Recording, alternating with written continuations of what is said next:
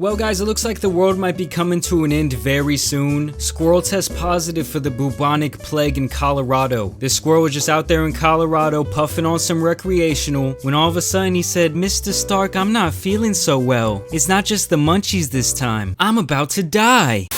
So yes, public health officials have announced that a squirrel in Colorado has tested positive for the bubonic plague. I don't really know what else is gonna happen in 2020, okay? All these old diseases are coming back. Are the ice caps gonna melt? Are we all gonna die? I mean, I thought this whole bubonic plague thing was done, you know, in like the 1500s after it killed like 25 million people in Europe. But I guess anything's possible these days in 2020. So apparently the bubonic plague is also called Black Death. You know, of all the diseases, of all the illnesses, just of all the things you can catch out here, Black Death is not something that I want. Okay, that sounds like a very aggressive disease. So yes, the bubonic plague is a rare but serious bacterial infection that's transmitted by fleas. Never liked the little they're always just bouncing around, you can't even see them. Who's ever had a flea in their bed, okay? You wake up from a night's sleep and you got bites all over your body. Nasty little So the bubonic plague is caused by the bacteria Yersinia pestis. Is that what women have when it burns to pee?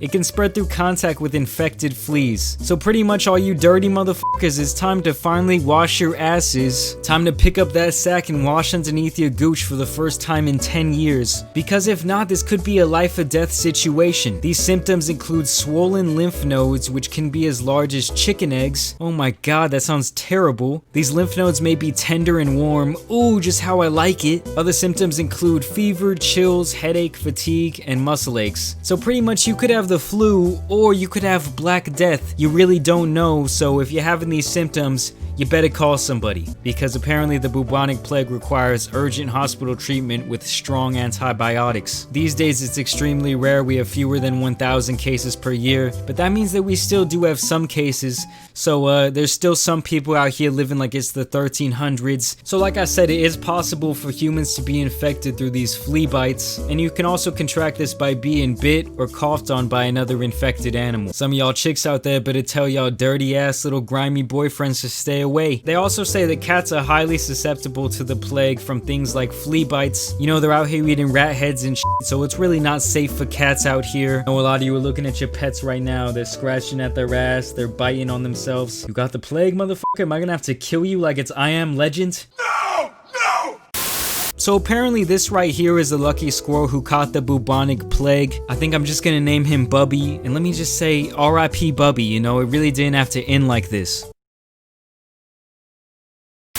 You know, this one really goes out to all the people who want to have a compost in their backyard. I know you're trying to save the world, I know you're a much better person than me, but you're also bringing around all the cockroaches, all the rats, all the squirrels, all the gophers. I mean, these wild animals are looking at your compost like a golden corral. You sit over here by the fruits, sir. Ma'am, if I could have you over here by the banana peels. But the good news is that risk for contracting the bubonic plague is extremely low as long as proper precautions are taken, you know, like wiping your own butt. And no, I don't know why I'm so obsessed with wiping your butt today, but it seems like a pretty important message to spread. And pretty much what it says here is if you live out in the wilderness, you don't want to be feeding those wild animals, you don't want those wild animals to be interacting with your at-home animals, and definitely not with yourself. That means deer, that means squirrels. I don't think anyone wants to be around rats, so I think we're safe on that front. And they never found a vaccine for this illness. I mean, even after these hundreds of years, they never really cracked the code. So if you do think you're having symptoms of the bubonic plague, it's in your best interest to act quickly and see someone so they can diagnose you, because it seems like if you don't receive this antibiotic treatment within 24 hours, things can get really bad and you can experience Black Death. Like I said earlier, just ask Europe in the mid 1300s when 25 million of those motherfuckers